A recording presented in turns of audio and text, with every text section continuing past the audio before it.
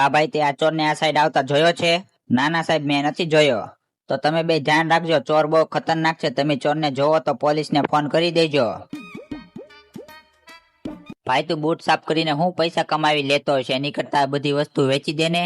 કેવી વાત કરો છો ભાઈ, આ બધી વસ્તુ મારી પાસેથી કોણ લેશે? ભાઈ તારે આ બધી વસ્તુ વેચવી હોય તો હું તને 1 લાખ રૂપિયા આપી દઉં, બોલ. લાખ રૂપિયા કાંઈ વાંધો નહીં ભાઈ, લઈ જાવ બધી વસ્તુ. હવે હું કાંક બીજો ધંધો કરી લઈશ.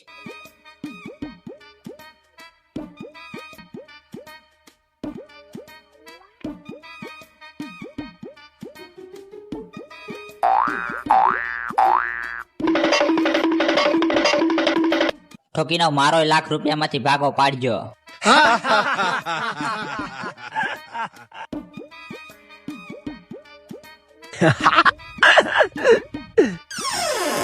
અરે આ શું થઈ ગયું? ઠોકીનો ઓલો મોચી મને ઠોકું રમાડી ગયો.